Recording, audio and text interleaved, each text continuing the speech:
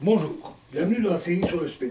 Nous continuons sur nos concepts classiques et nous allons parler maintenant des ondes. Alors, considérons un champ quelconque, par exemple le champ de température, et les valeurs de ce champ, la valeur de la température en tous les points.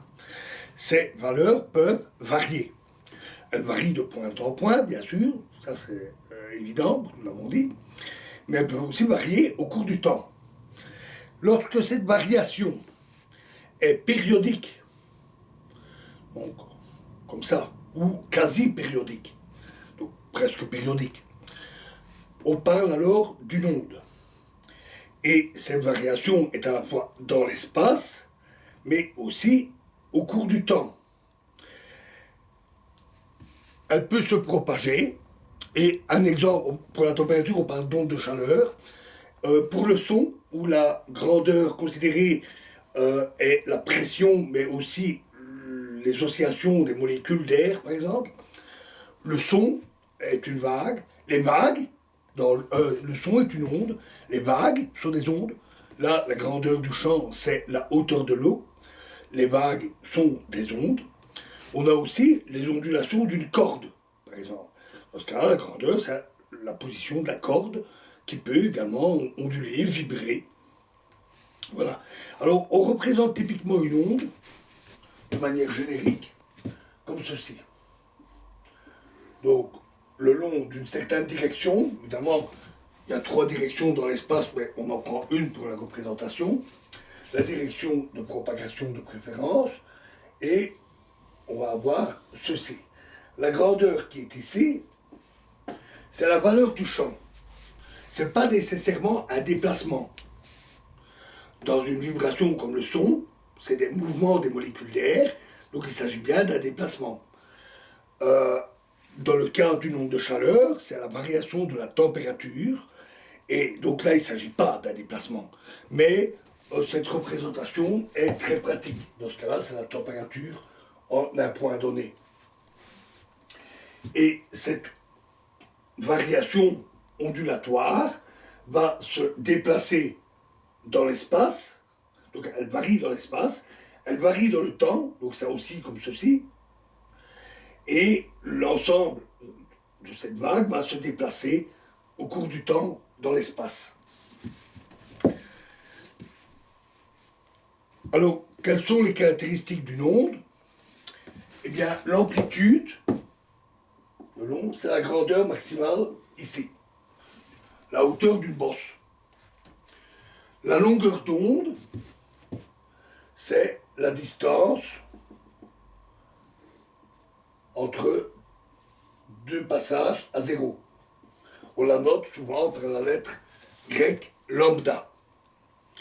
La fréquence, si vous êtes en un point donné et que vous voyez cette onde osciller, par exemple, vous êtes dans un bateau et il y a une vague qui passe, vous voyez la vague osciller, le bateau qui remue, le nombre d'oscillations par seconde, les vibrations par seconde, c'est la fréquence, que l'on note souvent par la lettre nu.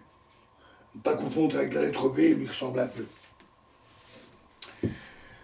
Enfin, la vitesse à laquelle l'onde se déplace, comme une vague qui avance dans l'eau, la vitesse se note simplement V. Notons d'ailleurs que l'on a V égale lambda fois nu. Ça se démontre facilement.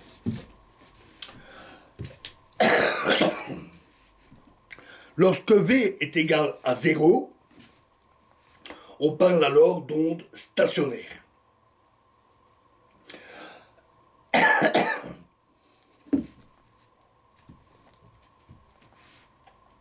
La variation ne correspond donc pas toujours à un déplacement, mais il peut y avoir une orientation dans 2 cas. D'une part, s'il s'agit d'un déplacement, il y a évidemment une direction du déplacement de l'oscillation, de la vibration, une vibration mécanique comme le son, et dans le cas d'un champ vectoriel, où la grandeur a une certaine orientation. Si la variation se fait dans le sens de la propagation de l'onde, on parle alors d'onde longitudinale. Par exemple, le son est une onde longitudinale. Les vibrations de l'air se font dans la direction où se propage le son. Si les variations sont perpendiculaires à la direction, comme dans ce dessin, on parle d'ondes transversales. C'est le cas des vagues, où la variation de hauteur est perpendiculaire à la direction dans laquelle se propage la vague. Une autre grandeur qui revient souvent, c'est aussi la phase. On prend un point particulier, c'est-à-dire par exemple le sommet d'une bosse. La distance ici est appelée phase. Elle se mesure souvent sous forme d'un angle, une longueur d'onde étant considérée comme 360 degrés, ou de pi, si on mesure en radian, et la phase étant une fraction de cette longueur d'onde, se mesure en degrés ou en radians.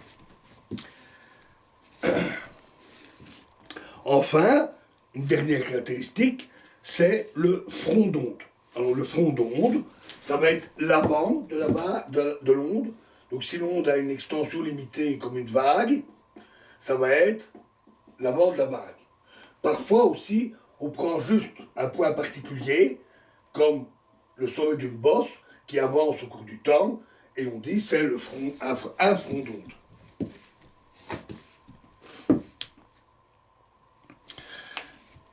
Alors, parlons un peu des ondes électromagnétiques.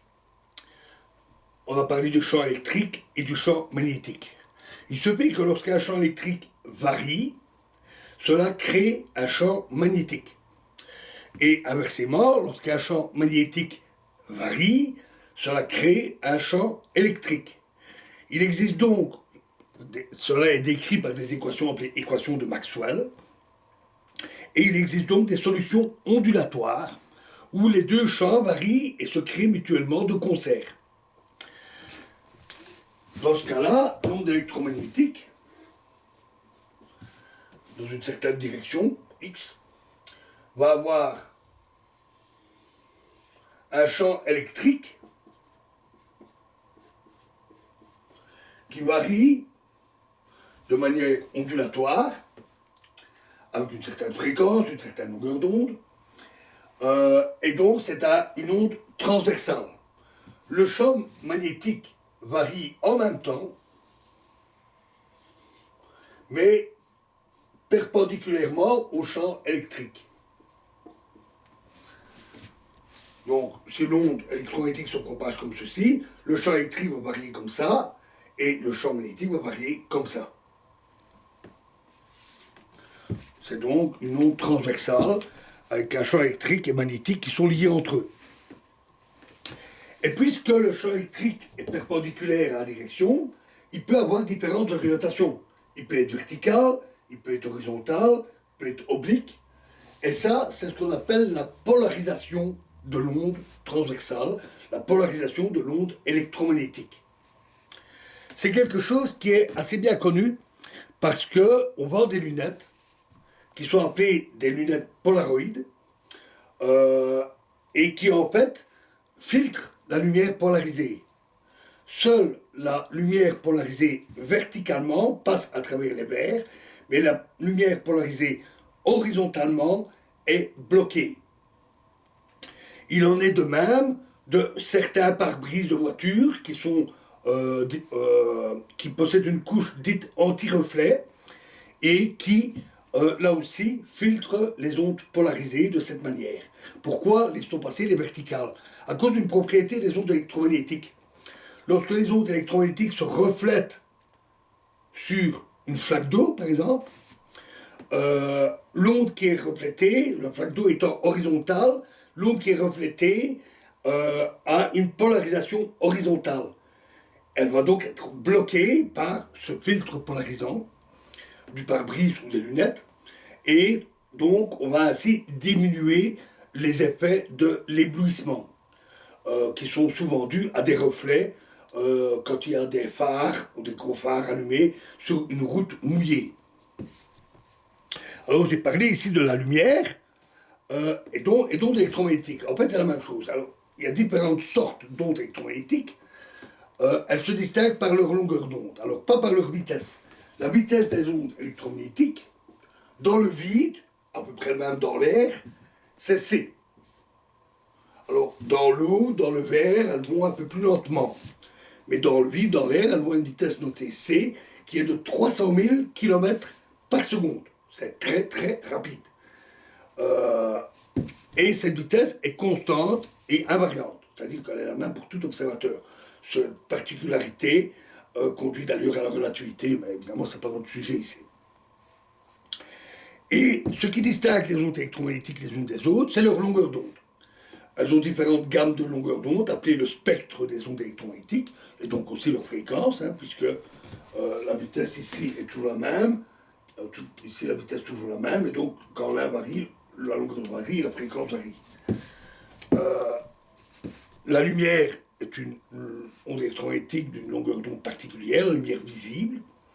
Vous avez aussi les ondes radio qui ont des grandes longueurs d'onde, et vous avez certainement l'habitude de régler votre radio pour écouter une radio FM en ondes radio en réglant la fréquence, en disant voilà c'est une station radio en 160 MHz, qui veut dire millions de Hertz, Hertz étant l'unité de une oscillation par fréquence.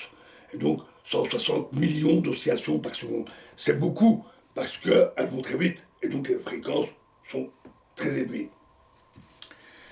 Les infrarouges sont des ondes électromagnétiques, les ultraviolets aussi, ainsi que les rayons X, et également les rayons gamma qu'on rencontre couramment dans la radioactivité. Voilà pour les ondes. Nous n'avons pas besoin de plus pour pouvoir parler de la suite. Il nous reste encore un petit truc à voir dans les concepts classiques dans la prochaine vidéo, puisque le spin, on a dit, c'est analogue à une rotation comme une toupie. Nous allons donc parler un peu des rotations et de quelques aspects liés à ça. Donc on en parlera un tout petit peu dans la prochaine vidéo. Je vous remercie.